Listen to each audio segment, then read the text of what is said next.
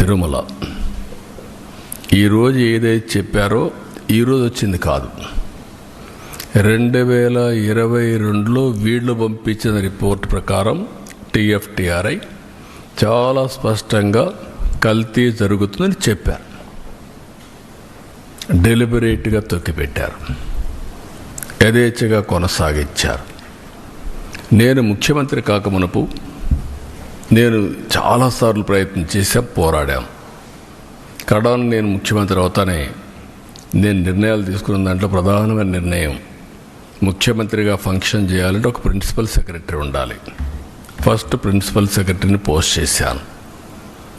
రెండోది, మానవ సేవ చేయకమునుపు మాధవ సేవ కోసరం, దేవుని సేవ కోసరం నేను ఎన్నికల్లో ఏదైతే చెప్పానో ప్రక్షాళన చేస్తానని దానికోసం టీటీడీ ఈఓని శ్యామలరావుని సెలెక్ట్ చేసి సంతకం పెట్టాను. ఈ రెండు చేసిన తర్వాతనే రెగ్యులర్ కార్యక్రమాలకు నేను వెళ్ళాను. అదే సమయంలో వెళ్ళిన తర్వాత అక్కడ జరిగే పరిస్థితులు చూసి ఇక్కడ పొరపాట్లు ఉన్నాయి కాబట్టి మనం టెస్ట్ చేయాలనే ఉద్దేశంతో అక్కడ శాంపుల్ తీసి NDDB పంపించారు. NDDBలో చాలా స్పష్టంగా చెప్పారు.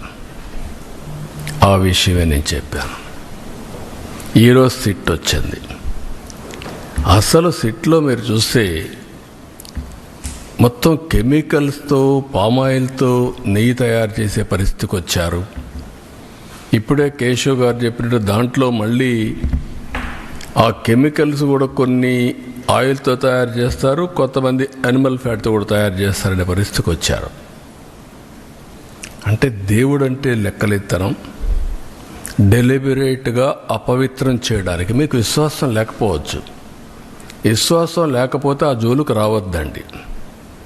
విశ్వాసం ఉండే భక్తుల మనోభావాలు దెబ్బతీయడానికి, లేకపోతే దేవుని యొక్క పవిత్రత దెబ్బతీయడం, ఇది చాలా దుర్మార్గం. ఇది మామూలు కాదు, ఇది మహాపాపం. నేను చాలా స్పష్టంగా చెప్తున్నా.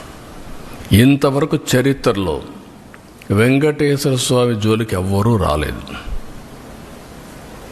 మీరు ఇంకా చరిత్ర డీప్గా వెళ్తే బ్రిటిష్ వాళ్ళు కూడా వెంకటేశ్వర స్వామి జోలికి రాకుండా మిగిలిన దేవాలయాలు చేసినా ఇక్కడికి వచ్చినప్పుడు మాత్రం వాళ్ళు ఇంకా ఇంప్రూవ్ చేశారు. రికార్డ్స్ కానీ, పద్ధతులు కానీ, సాంప్రదాయాలను కానీ ఇంప్రూవ్ చేశారు. That is the power of God. అలాంటి దేవుడి దగ్గర మీరు చేసిన అపచారం చూస్తే దుర్మార్గమైన అపచారం.